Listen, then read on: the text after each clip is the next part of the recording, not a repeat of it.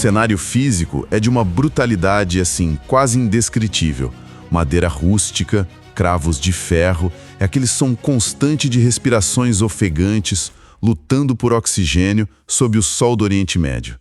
A Bíblia nos leva diretamente para o Monte do Calvário, lá no Evangelho de Lucas, capítulo 23. O epicentro da história. Exato. Lá estão 3 cruzes recortadas contra um céu escurecido.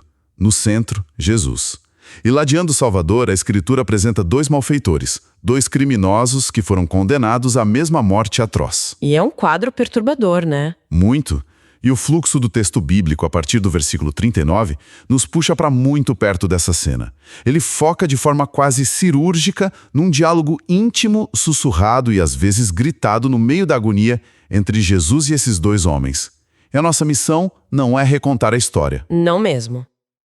Para entender como essa cena específica subverte absolutamente toda a lógica humana sobre culpa, justiça e redenção. E essa proposta é fundamental, porque a Escritura apresenta aqui um momento de gravidade ímpar, mas que, sabe, muitas vezes é lido de uma forma meio superficial por quem passa batido pelo texto. Sim, a gente se acostuma com a imagem da cruz e perde o peso. Pois é. Se a gente mergulhar no contexto histórico, a crucificação romana não era só um método de execução, era terrorismo de Estado. Era desenhada para ser, assim, o ápice da humilhação pública.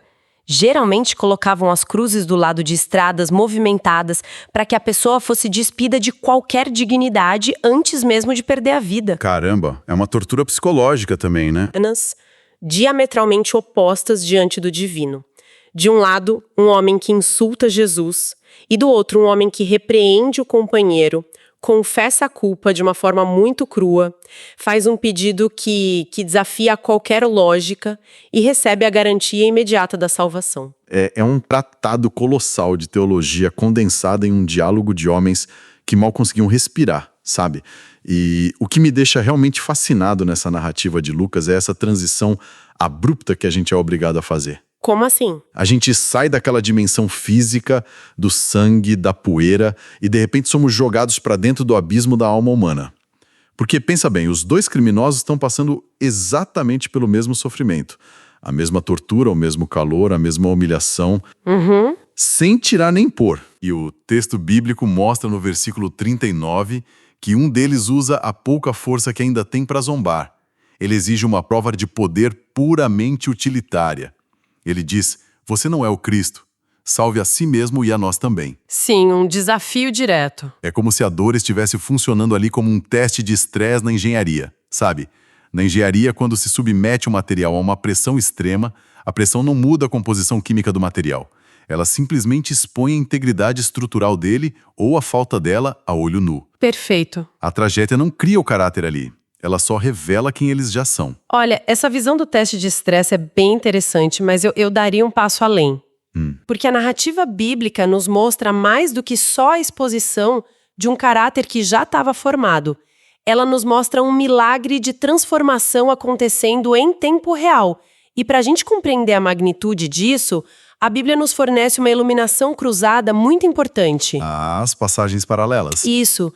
Se a gente olhar para os registros paralelos, lá em Mateus capítulo 27, versículo 44, e Marcos 15, versículo 32, a Bíblia relata que no início da crucificação, ambos os criminosos insultavam Jesus. Peraí, os 2? Ambos, a princípio, não existia aquele arquétipo clássico do bom ladrão e do mau ladrão.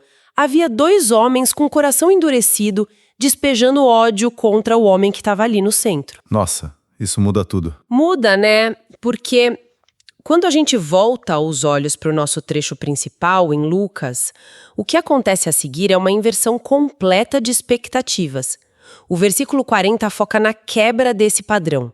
E o primeiro sinal vital de que algo assim sobrenatural ocorreu na mente de um deles é o surgimento repentino do temor a Deus. Temor a Deus, vamos desempacotar isso, porque essa expressão ela carrega muita bagagem e às vezes confunde quem lê, né? Quando a Bíblia diz que ele temeu a Deus, a gente não está falando de um instinto de sobrevivência, certo? Definitivamente não. Porque assim, medo biológico da morte, medo do sufocamento, os 2 deveriam estar sentindo em níveis absurdos ali. O temor aqui tem que ser outra coisa.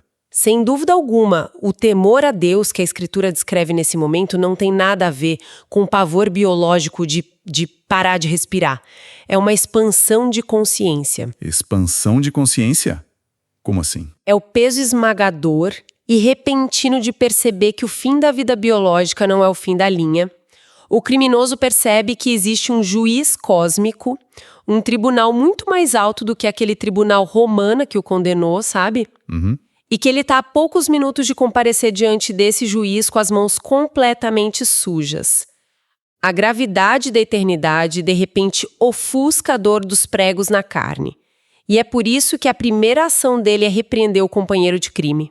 A Bíblia diz que ele fala, você nem ao menos teme a Deus, estando sob igual sentença. Exato. O que, se a gente pensar no aspecto prático da coisa, traz até uma certa ironia para a cena, né? Por quê? É fascinante porque o cara literalmente acabou de ter esse choque de realidade espiritual, ele não tem nenhum passado de piedade, não tem nenhum treinamento teológico, e no minuto seguinte ele já está dando bronca no colega do lado. É verdade. No leito de morte dele, que na verdade é um instrumento de tortura romano, ele vira uma espécie de evangelista instantâneo.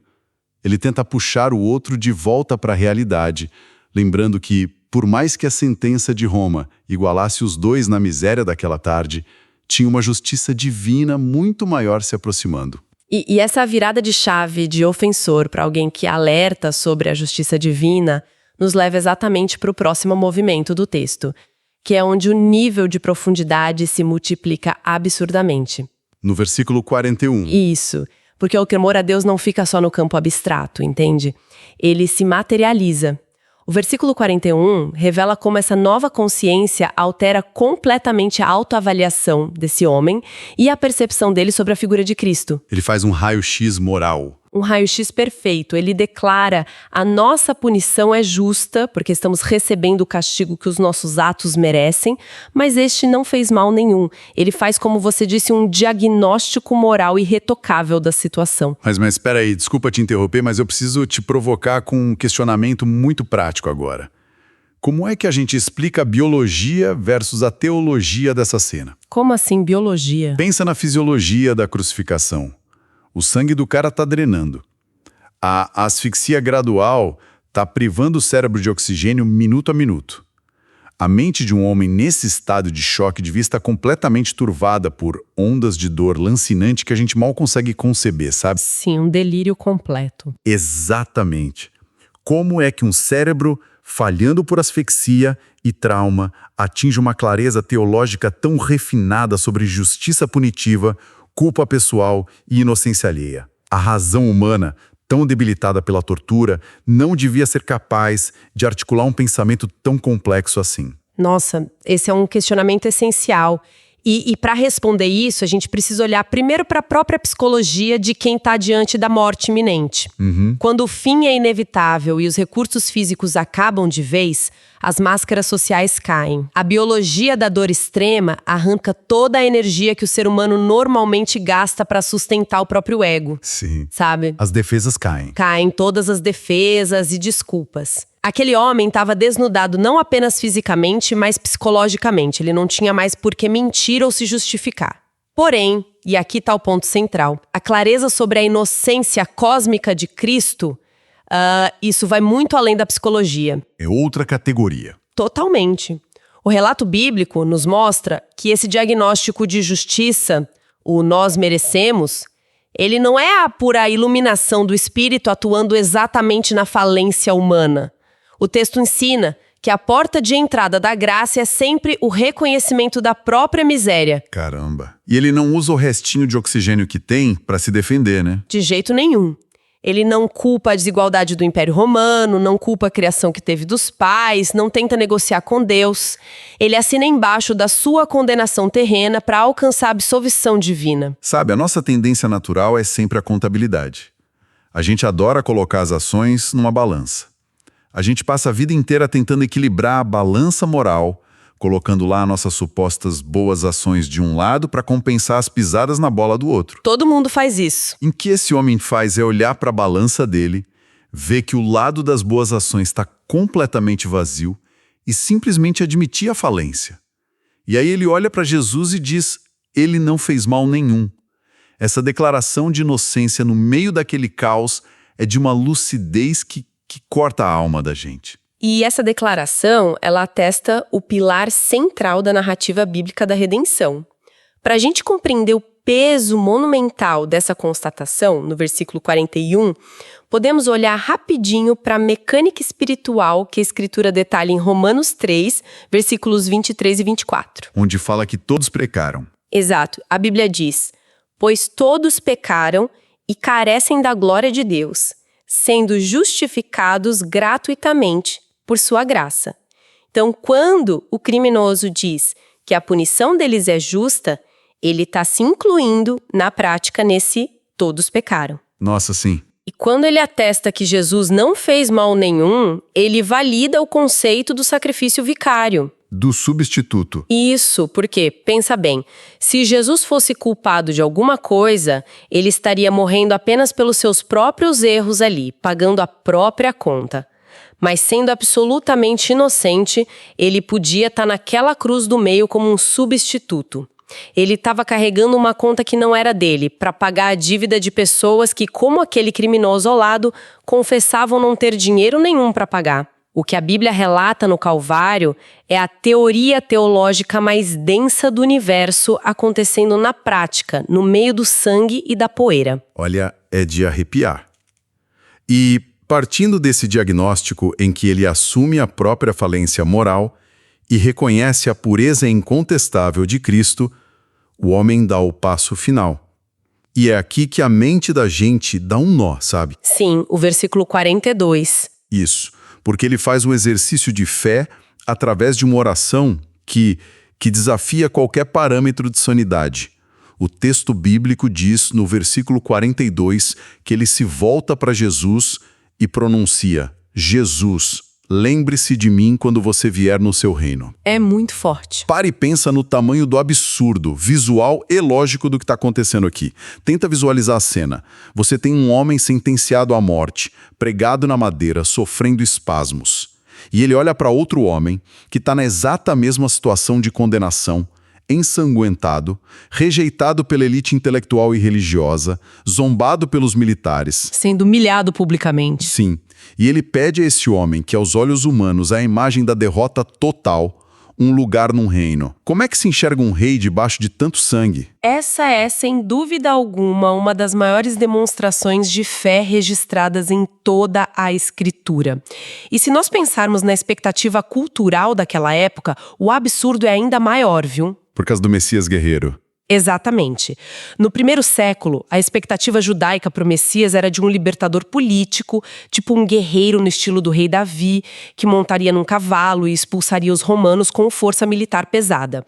Ninguém, olha, nem mesmo os discípulos mais próximos de Jesus, conseguia conceber um Messias que reinaria a partir de um instrumento de tortura. Os próprios apóstolos fugiram, Fugiram escandalizados com aquela fraqueza aparente.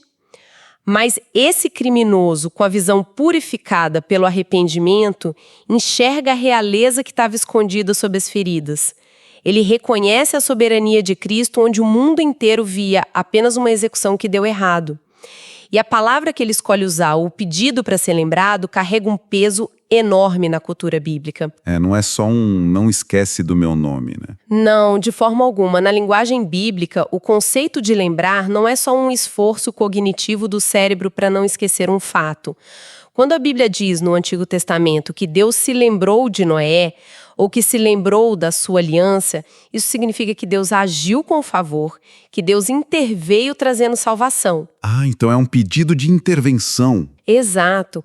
Quando o criminoso diz, lembre-se de mim, ele está pedindo uma intervenção de aliança, ele está apelando diretamente para a misericórdia de um rei.